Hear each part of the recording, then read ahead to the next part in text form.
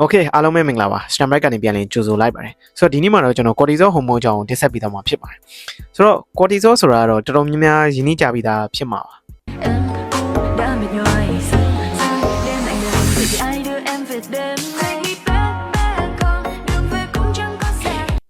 ဆိုတော့ cortisol ဆိုတာပါလေ cortisol ဆိုတာတော့ကျွန်တော်ဒီလူခန္ဓာကိုယ်မှာရှိတဲ့ stress hormone တစ်မျိုးပဲဖြစ်ပါတယ်ဆိုတော့ဒီဗီဒီယိုကြည့်နေတဲ့သူတွေရောဒီစိတ်ဖိစီးမှုကြီးတဲ့အခြေအနေမျိုးကြီးမားမားအခြေအနေမျိုးတွေကြုံမှုတာဗျဥပမာပြောရရင်ဗျာကျွန်တော်ဒီရုပ်တရက်လမ်းလျှောက်နေနေနောက်ကနေပြီးရုပ်တရက်ခွေးယူတကောင်ခွေးကြီးလိုက်လာတယ်ဆိုတော့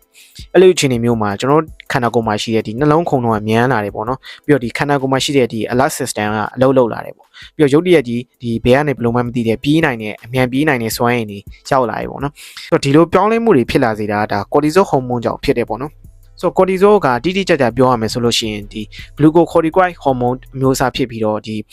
cholesterol ကနေပြီးတော့ synthesis ဖြစ်လာတဲ့ steroid hormone ဖြစ်ပါတယ်ဆိုလိုတာကကျွန်တော်ဒီခန္ဓာကိုယ်မှာပေါ့နော်ဒီအဆီ molecule တစ်မျိုးကနေပြီးတော့ hormone အဖြစ်ပြောင်းလဲလာတာမျိုးဖြစ်ပါတယ်ဆိုတော့ဒီ hormone ကိုဘယ်လိုအခြေအနေမျိုးတွေမှာထုတ်လဲလေ့လာကြည့်အောင်ပါနော်ဒီ hormone ကဘယ်လိုအခြေအနေမျိုးတွေမှာထွက်လဲဆိုလို့ရှိရင်ကျွန်တော်အဓိကအဖြစ်ကတော့ဒီ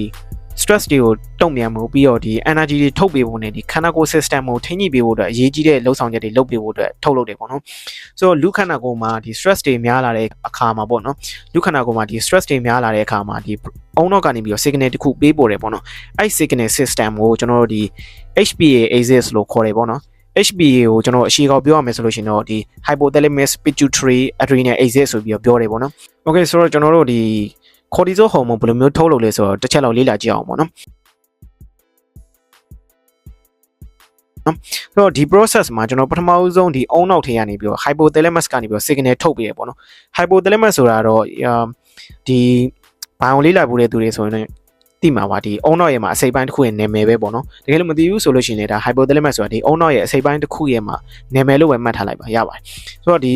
အုံနောက်ထဲကနေပြီးတော့ဒီ hypothalamus ကနေပြီးတော့ signal ပေးပို့လိုက်တယ်ပေါ့နော်ပထမဆုံးအဆင့်ပေါ့ဒါပထမဆုံးအဆင့်ပေါ့ဒုတိယအဆင့်အနေနဲ့ကကျွန်တော်ဒီ pituitary gland ကနေပြီးတော့ ACTH hormone ထုတ်ပေးတယ်ပေါ့နော်ဒါဒုတိယတစ်ဆင့်ရောက်တာand အဲ့အဆင့်ပြီးတော့ဒီ ACTH ကနေပြီးတော့ဒီ adrenal gland ကို signal နောက်တစ်ဆင့်ပေးပို့လိုက်တယ်ပေါ့နော်ဆိုတော့ ACTH ကနေပြီးတော့ adrenal gland ကို signal ပေးပို့ပြီးတော့ဒီနောက်ဆုံးမှာဒီ cortisol ကိုထုတ်ပေးတယ်ပေါ့နော်သွေးထဲကိုထုတ်ပေးလိုက်တယ်ပေါ့ဒါတော့နောက်ဆုံးအဆင့်အနေနဲ့ဒါသွေးထဲကို cortisol hormone ထုတ်ပေးလိုက်တယ်ပေါ့ဆိုတော့သွေးထဲကိုထုတ်ပေးလိုက်တဲ့အခါမှာဒီ cortisol ကသွေးထဲကိုဝင်သွားတဲ့အခါမှာပေါ့နော်ဒီခန္ဓာကိုယ်ကိုအရေးပေါ်အခြေအနေတွေအတွက်ပြင်ဆင်ပေးတယ်ပေါ့ဆိုတော့ဒီပထမအဆုံးသွေးထဲမှာရှိတဲ့ glucose ကိုတိုးစေပြီးတော့ကျွန်တော်တို့ energy တွေကိုပိုးပြီးတော့ရစေရပေါ့နော်တော့နောက်တစ်ဆင့်အနေနဲ့ကတော့ကျွန်တော်ဒီနှလုံးခုန်တုံပိုးပြီးတော့မြန်စေပြီးတော့ဒီအောက်ဆီဂျင်ကိုခန္ဓာကိုယ်အနှံ့ကိုအမြန်ပြန့်နှံ့စေရပေါ့နော်တချို့ system တွေကိုကြတော့ကျွန်တော်ယာယီနှိမ်ပေးထားတယ်ပေါ့ဥပမာဒီ immune system နဲ့ဒီ inflammation response ကိုရှော့ချပေးတယ်ပေါ့နော် immune system ဆိုတာကကြတော့ဒီခန္ဓာကိုယ်ရဲ့မှာဒီပြောမယ်ဆိုလို့ရှိရင်များဒီခုခံအားစနစ်ပေါ့အဲ့ဒီစနစ်တွေကိုခဏလောက်ယာယီနှိမ်ပေးလိုက်တယ်ပေါ့ဒီ system ကိုနောက်မှလို့အခုလက်ရှိကအရေးကြီးနေတယ်ဒီနေရာမှာအရေးကြီးတယ်ဒီဘက်မှာပို့ပြီးအားဆိုင်လိုက်ဆိုဒီပုံစံမျိုးသွားတာပေါ့ဆိုတော့ပြောရမယ်ဆိုလို့ရှိရင်ဗျာဒီပုံမြင်နေကျွန်တော်ငငယ်တော့ကြားဖို့မှာပါဒီဖဲဝိုင်းတစ်ခုမှာပေါ့ဗျာရဲတွေလာလို့ထွက်ပြေးအောင်ဘိုးတော်တရားပေါ့ဖဲဝိုင်းထဲမှာရဲတွေလာလို့ထွက်ပြေးနေမှာပစိုးကုန်းလုံးကျွတ်နေပြေးတာအဲ့ပြေးတဲ့အပြင်ကိုလမ်းမှာပိတ်နေတဲ့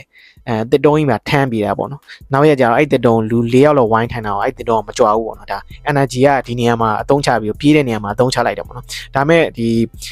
ီပြောရမယ်ဆိုလို့ရှိရင်ဒီ immune system တွေကကြတော့ရောကျသွားတယ်ဖြစ်တဲ့အတွက်ကြောင့်မလို့နောက်ရက်မှာသူကဖျားသွားတယ်ပေါ့နော်စားဒါဥပမာတစ်ခုပဲပေါ့နော်ကျွန်တော်ကြားဘူးတဲ့ပုံမြင်နေတာဒါဥပမာတစ်ခုပဲပေါ့ဒီကနေပြီးတော့ကျွန်တော်လေ့လာကြည့်မယ်ဆိုလို့ရှိရင်ဒါခန္ဓာကိုယ်ကsurvival mode ထဲကိုရောက်သွားတာပေါ့နော်ဒါပေမဲ့ဒီ cortisol ရဲ့အလုပ်ကဒီ stress response တခုတည်းမဟုတ်ဘူးပေါ့နော်ဒီ PR တွေကိုတုံ့ပြန်မှုတခုတည်းမဟုတ်ဘူးဗျcortisol ကဒီတခြားလုပ်ငန်းစဉ်တွေလည်းလုပ်ပေးတယ်ပေါ့နော်ဒီခန္ဓာကိုယ်ရဲ့မှာဒီ metabolism တွေကိုထိန်းညှိပေးတယ်ပြီးတော့ blood pressure တွေကိုလည်းထိန်းပေးတယ်ပေါ့နော်sleep cycle တွေကိုလည်းတက်ရောက်မှုရှိစေရပေါ့ဒီ memory နဲ့ဒီအုံနောက်လှုပ်ဆောင်ချက်တွေကိုလည်းတက်ရောက်မှုရှိစေရပေါ့ဆိုတော့လူခန္ဓာကိုယ်မှာဒီ circadian rhythm လို့ခေါ်တဲ့ဒီ biological clock ရှိတယ်ပေါ့နော်ပြောရမယ်ဆိုလို့ရှိရင်ဗျာဒီ circadian rhythm လို့ခေါ်တဲ့ဒီခန္ဓာကိုယ်မှာဇီဝနာရီရှိတယ်ပေါ့ဗျာဆိုတော့ဒီ rhythm ကြောင့်မလို့ကျွန်တော်တို့ဒီ cortisol ကမနေ့မှာအမြင့်ဆုံးဖြစ်နေမှာပေါ့နော်ဒီနေ့လည်ခင်းမှာတော့နည်းနည်းကျသွားမယ်ပေါ့ဆိုတော့ညပိုင်းမှာတော့အနှိမ်ဆုံးဖြစ်သွားမယ်ပေါ့နော်ဒါ cortisol level မနေ့ခင်းမှာအမြင့်ဆုံးဖြစ်မယ်နေ့လည်ခင်းမှာနည်းသွားမယ်ညမှာတော့ဒါအနှိမ်ဆုံးဖြစ်သွားတယ်ပေါ့ ဆိုတော့အဲ့ဒီအတွက်ကြောင့်မလို့ကျွန်တော်တို့မနက်ခင်းမှာလူတွေကဒီအလားဖြစ်ပြီးတော့ညဘက်မှာအိတ်ချင်လာတာဖြစ်တာပေါ့နော်ဆိုတော့ဒါပေမဲ့ဒီ cortisol level ကအများအားမြင့်တက်နေတဲ့အခြေအနေမျိုးတွေလည်းရှိတတ်တယ်ဗျဆိုတော့ဘယ်လိုအခြေအနေမျိုးတွေလဲဆိုလို့ရှိရင်ဒီ chronic stress လို့ခေါ်တဲ့ဒီနာတာရှည်ဒီစိတ်ဖိစီးမှုခံစားရတာပေါ့နော်အဲ့လိုအခြေအနေမျိုးတွေရှိမယ်ပြီးတော့ဒီအေးမွားတာများတဲ့အခါတွေပြီးတော့ဒီကဖိန်းတဲ့အလွန်ကျွင်တောက်သုံးမိတာတွေပြီးတော့နောက်ထပ်ဒီအလုပ်ဖိအားများလွန်းတာတွေပေါ့နော်ဒီလိုအခြေအနေမျိုးတွေမှာဒီcortisol level မြင့်တက်နေရတယ်ပေါ့နော်ဒီလို cortisol level ကြာရှည်မြင့်တက်နေတာအကျန်းမာရေးအတွက်မကောင်းဘူးဗျဒီ cortisol level မြင့်တက်လာတဲ့အခါမှာပေါ့နော်ဘယ်လိုမျိုး side effect တွေရှိအောင်ဆိုတော့ကျွန်တော်ဒီ weight တွေတက်လာမယ်ပြီးတော့ဒီအိတ်မပျော်တာတွေများလာမယ်ပြီးတော့စိတ်စိုးရင်ပူပန်မှုတွေများလာမယ်ဗျပြီးတော့အမောမခံနိုင်တာပြီးတော့အများတန်းမောပန်းနေရမျိုးဖြစ်တယ်ဗျ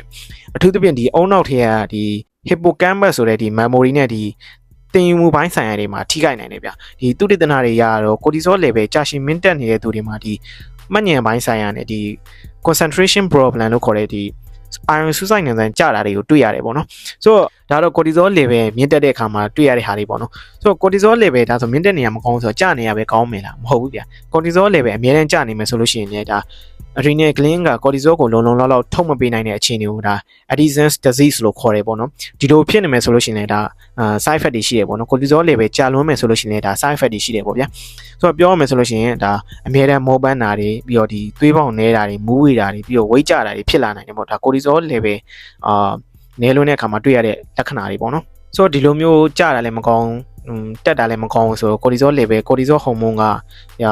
မကောင်းတဲ့ hormone လားတကယ်တော့ဒီ cortisol hormone ကမကောင်းတဲ့ hormone တော့မဟုတ်ဘူးဗျပြောမယ်ဆိုလို့ရှိရင်ဗျ balance ဖြစ်နေတာအကောင်းဆုံးပေါ့ဆိုတော့အလွယ်မဲ့မယ်ဆိုလို့ရှိရင်ဗျဒီ cortisol ဆိုတာကျွန်တော်ခန္ဓာကိုယ်မှာရှိတဲ့ alarm system လို့ပဲ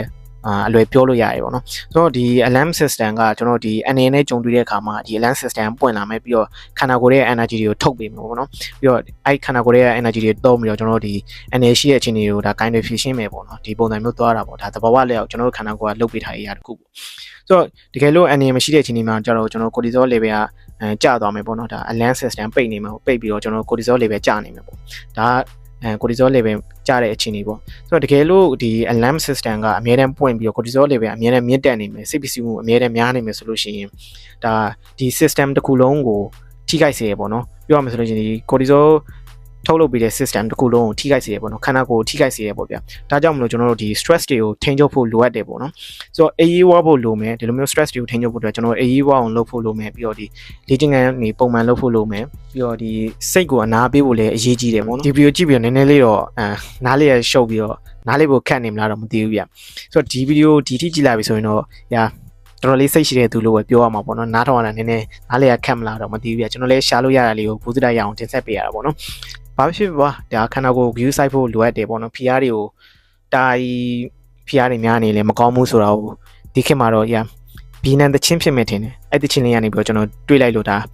ရှာဖွေပြီးတော့တင်ဆက်လိုက်ခြင်းဖြစ်ပါတယ်ဗျဆိုတော့နောက်ထပ်ဗီဒီယိုမှာပြန်လည်ဆုံးတွေ့ကြတော့ပေါ့ဗျာအားလုံးပဲတား version နဲ့လေးတွေပိုင်ဆိုင်နိုင်ကြပါစေဗျာ